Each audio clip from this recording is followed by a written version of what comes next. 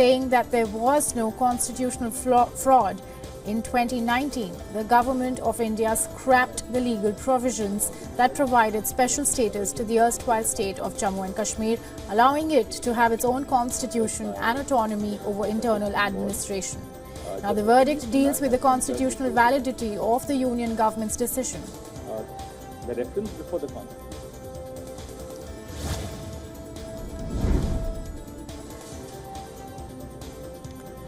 Israel's chief military spokesperson has dismissed outcry over footage showing scores of stripped Palestinian men in Gaza. Footage of the men stripped down to their underwear, with some of them appearing to hand over weapons, was aired by Israeli media. Now, Israel says that the pictures represented a routine security procedure to check the detainees were not wearing any hidden explosives. Hamas countered the reported Israeli claims, saying that the men were not militants of its armed wing. And the video clips circulating on social media have sparked an outrage. The Israeli army says that it often strips people it deems could pose a threat to ensure that they do not carry arms or explosives. The International Committee of the Red Cross has expressed that it is concerned by the images and that all detainees must be treated with humanity.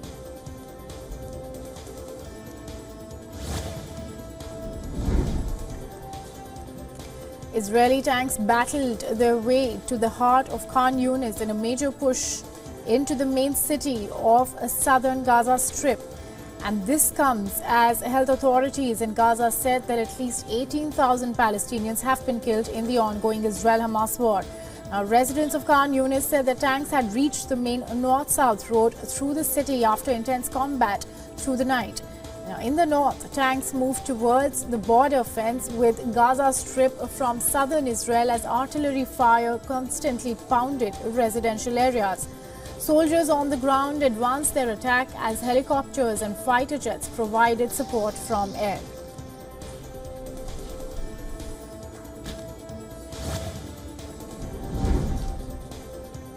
Thousands of people marched in the Belgian and German capitals on Sunday to protest against the rising incidence of anti-Semitism since the outbreak of the Israel-Hamas war in Gaza.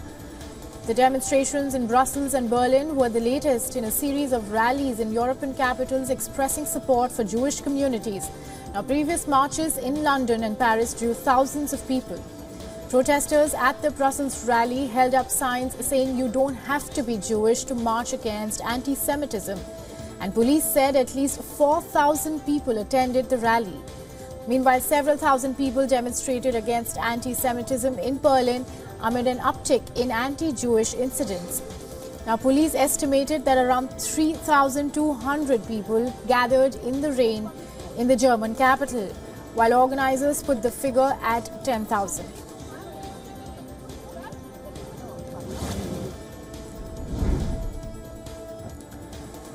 Ukraine transported the first batch of its trucks to Poland by rail, bypassing the blockade of the border between the two countries by Polish drivers. Now, protests by the Polish truckers started last month against the terms of EU access for Ukrainian trucks. Truckers blocked the main road corridors into Ukraine, and this led to higher prices of fuel and food as well as delays in drone deliveries to the Ukrainian army. Ukrainian authorities said about 3,500 lorries are blocked on the Polish side of the border with Ukraine on Sunday morning. And the main demand of the Polish truckers is to stop Ukrainian truckers from having permit-free access to the European Union.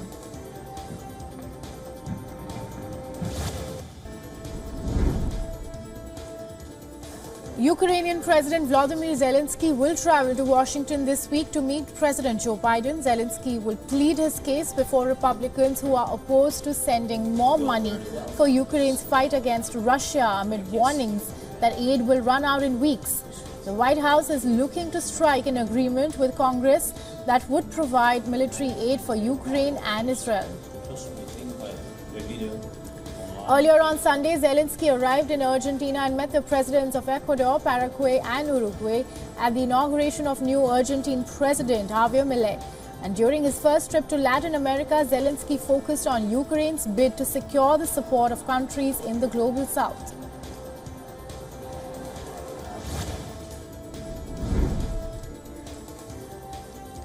Libertarian economist Javier Milei has been sworn in as Argentina's new president. Milei's resounding election victory earlier this month came as the country grapples with a severe economic crisis that he has promised to resolve with quote-unquote shock therapy.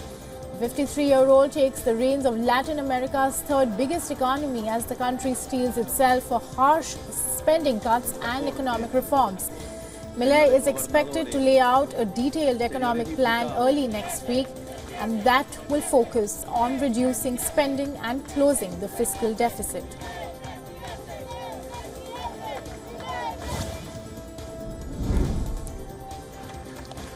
Republican presidential hopeful Nikki Haley campaigned in Iowa, where she pushed for term limits, criticized party frontrunner Donald Trump, and touted her own polling numbers.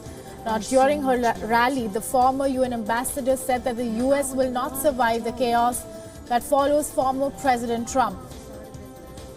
51-year-old Haley told her audience that it is time for term limits and mental competency tests for American officials. She also said that both Republicans and Democrats are to blame for the country's economic hardship, with just a month to go before the Republican Party holds its critical first nominating contest in Iowa. And recent polls give Trump a huge lead over Haley and Florida Governor Ron DeSantis. I was up by 10 to 13.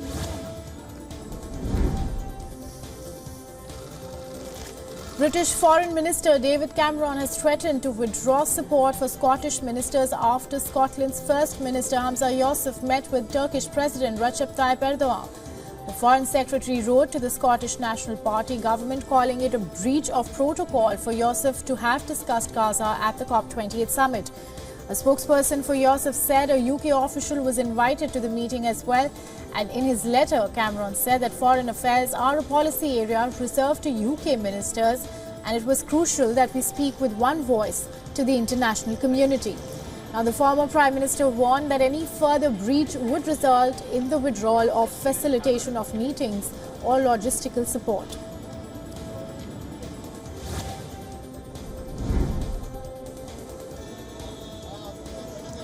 Voting concluded on the first day of the three-day polling for Egypt's presidential election. President Abdel Fattah al-Sisi is looking to consolidate his bid for a third term in power.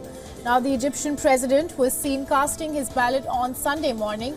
A decade after he came to power through a coup, al-Sisi is predicted to sweep the presidential elections for an unprecedented third term.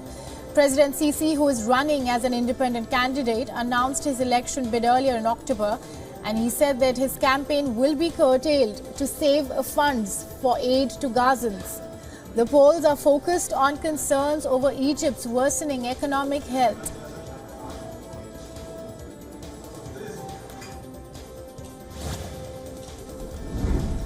West Africa's regional bloc ECOWAS has set up a committee to negotiate with Niger's military junta for a transition to democratic rule, and the regional body added that if the Niger junta fail to comply with the outcomes of the engagement, the sanctions will be maintained, including the possible use of force.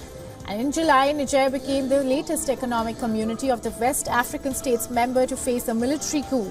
West and Central Africa have seen a surge of coups over the past 3 years, with 8 military takeovers, including Mali, Burkina Faso and Guinea. Now, Niger's junta has also allied with Burkina Faso and Mali and turned to Russia for military partnership after severing ties with the West.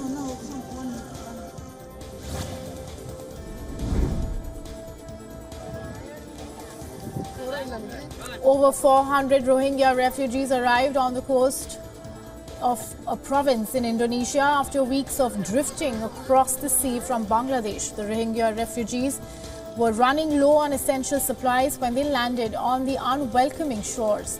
Now, the latest arrivals add to a recent surge of Myanmar's Muslim minority reaching Indonesia amid a social media backlash and pushback from locals. Now, over 1,500 Rohingyas arrived in Indonesia since last month after a perilous journey across the sea, and nearly 1 million Rohingya live in refugee camps in Bangladesh's Cox's Bazar near its border with Myanmar, and most of them fled a military-led crackdown and alleged acts of genocide in Myanmar in 2017.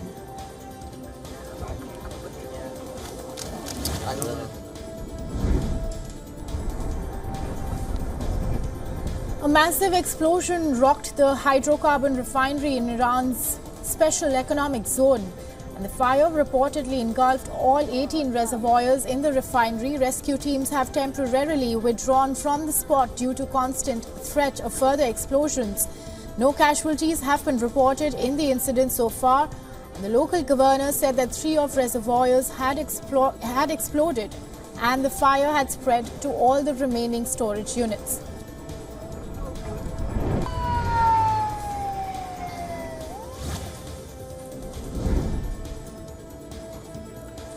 The director of US's FBI, Christopher Wray, is scheduled to arrive in India today, and the planned 2-day visit comes amid a US federal investigation into an alleged plot to kill Khalistani terrorist Gurpatwant Singh Pannu on American soil. Now, the trip will mark Wray's first visit to India since taking charge in 2017 and the first visit by an FBI director in 12 years. And as per reports, Indian probe agency NIA will discuss cases and evidence against Gurpatwant Singh Pannu. The FBI chief is slated to meet officials of both law enforcement agencies of India, the Central Bureau of Investigation and the NIA. However, there is no official confirmation about the key issues that will be taken up with the FBI chief during his visit.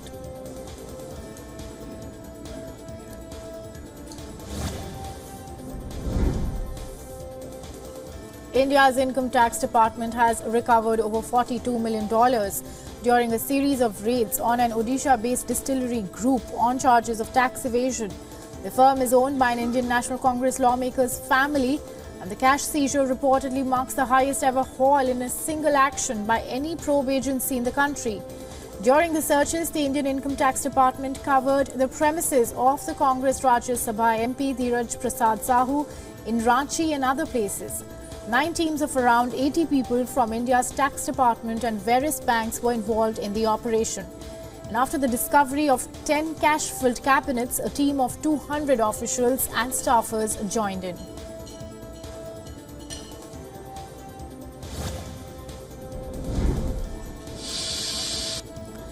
At least 17 people were injured in a collision between 2 trains in northern Italy, and the 2 trains were travelling between Faenza and Forlì on the mini railway line, according to emergency services.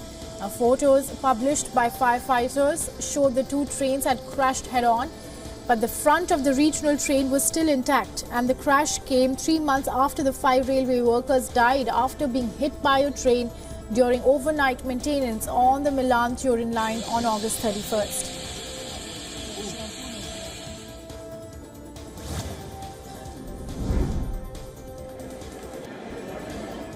French President Emmanuel Macron marked the 75th anniversary of the Declaration of Human Rights in Paris on Sunday. And on December 10, 1948, the UN General Assembly proclaimed the Universal Declaration of Human Rights in Paris.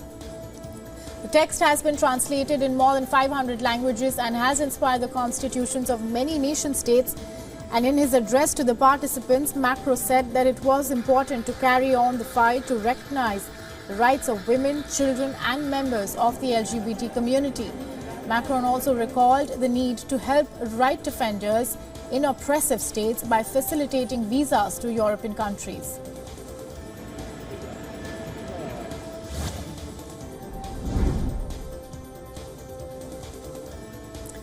At least 6 people were killed when tornadoes carved a path of destruction across Tennessee. And drone footage showed houses with their roofs torn off and trucks overturned by the storm in the city of Clarksville, one of the hardest hit areas. The Red Cross set up a shelter at a local high school to offer assistance to people who may have been temporarily displaced by the tornadoes. Shelters were also opened in Nashville and its suburbs. Nashville's mayor said that efforts are underway to restore electricity to 26,000 people who are still left without power. According to reports, more than 80,000 people are left without power.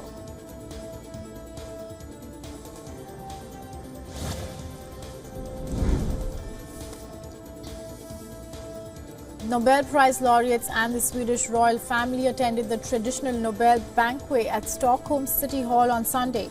And as per tradition, the winners in literature, medicine, chemistry, physics and economic sciences are celebrated in the Blue Room. Toasts are made to King Carl Gustaf and in honor of Swedish businessman and dynamite inventor Alfred Nobel, who founded the awards. Now, the banquet is a highlight of the social calendar and sees an interaction of royals, scientists and the Swedish political and business elite. Now, the dinner is followed by a dance in the Golden Hall.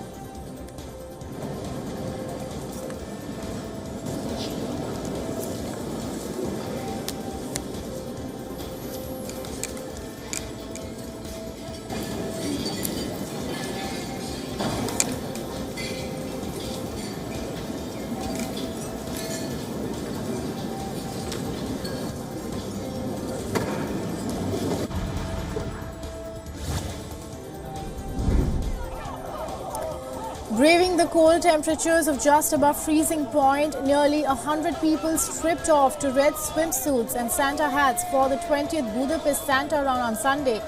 Participants ran cheering and shouting across the city centre, surprising tourists. And the participants stopped at several places for exercises, jumping and dancing. Organizers of the Santa Run donate their participation fees to a children's charity organization, and the idea of the half-naked Santa Run came to Hungary after the Budapest Run founder had seen a run like this in Boston. And the founder decided to bring this tradition to Budapest, adding lots of exercise, dancing and singing stops.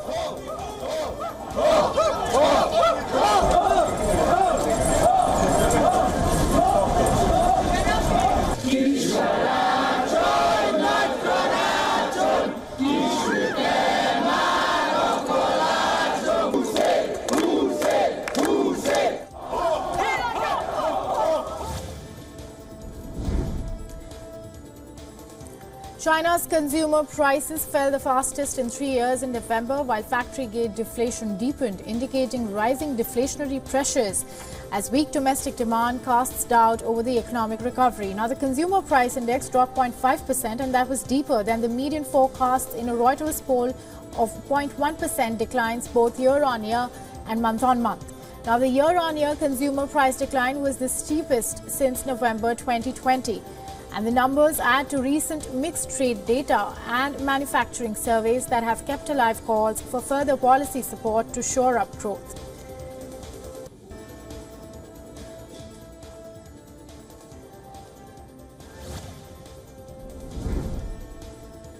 A Reuters report suggests Saudi Aramco has notified at least 3 North Asian buyers that it will supply full contractual volumes of crude oil in January 2024.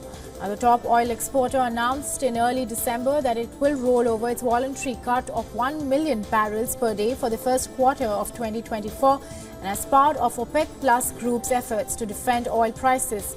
And the report further states that because of Saudi Arabia's January official oil prices to Asia were much more expensive than market expectations, some refiners in China, the largest buyer of Saudi crude oil, have asked for less supply.